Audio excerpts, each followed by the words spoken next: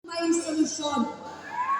At laging may bagong umaga ng pag-asa na sasalubong sa bawat isa. You know, great morning is how we chose to begin each day. And great morning is the attitude that keeps us stronger and united. First Bible Class is founded on many great mornings.